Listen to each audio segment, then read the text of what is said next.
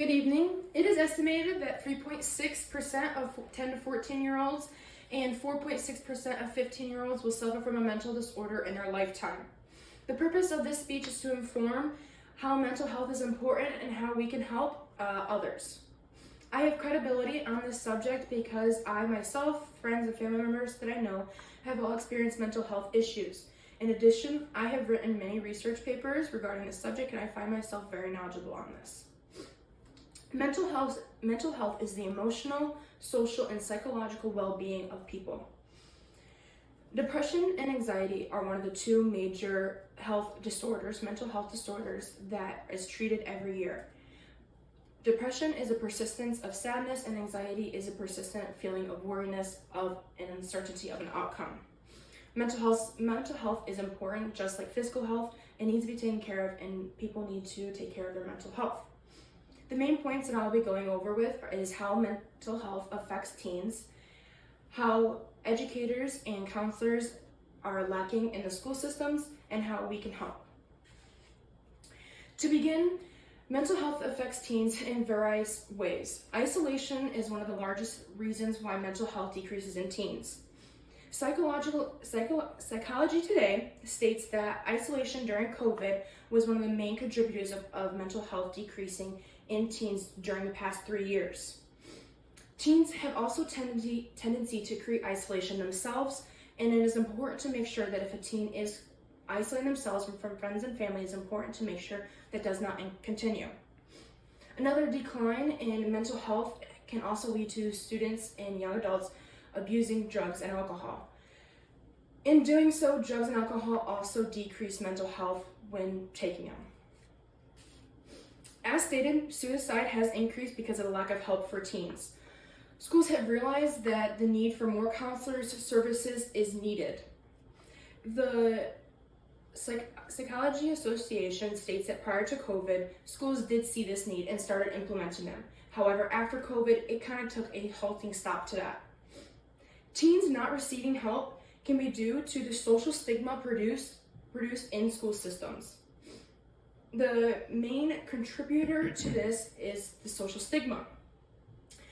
The Mayo Clinic states that the reluctance for help is an increase of suicide. And the National Library states that with no help, that people will have undiagnosed mental disorders and will not have the opportunity to get therapy or have medication if needed. The rate of untreated depression is from 2.2% and 15%, and this rate is the rate of suicide of untreated depression. Knowing how mental health affects teens and how to take care of them and how to know that there's a need for more help in systems, we can figure out how to help them. Mental health is very important, as stated, and breaking that social stigma and educating people on how to break the social stigma on mental health is vital. The Mayo Clinic states that if someone is having issues with their mental health, that talking to a loved one can be the first step in breaking the social stigma if you're afraid to reach out for help. Knowing the signs for suicide, depression, anxiety, or other mental health disorders is important, and educating both teens, family members, and friends is probably the most important part. In educating and supplying the information that is needed is also important. So informing students of where to reach out for help, counselors, different services, phone numbers, or even other trusted adults. And that also goes with parents. If parents notice that someone is struggling, they also need to know this information of where they can reach out for help too. Combining the three main points that I have talked about can decrease the rate of suicide and can also help people with mental health. In conclusion, mental health is the most vital part of teens today, and providing all the resources possible can decrease that rate.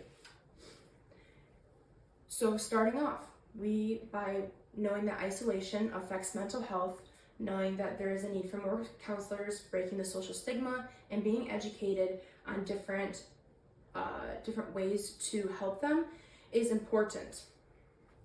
Losing a loved one to mental health disorder is very difficult and can be hard to deal with.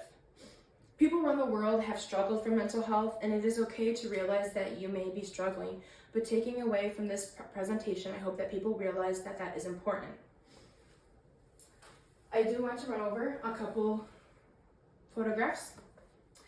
Half of all mental illness begin before the age of 14, and that is when people enter high school, and that is when a lot of people have realized different things. In this graph, this shows the pandemic causing anxiety and depression. This dotted line is the 2019 rates of where it was at, and this is the rate after the pandemic. I appreciate you guys listening, and I hope you have a great evening.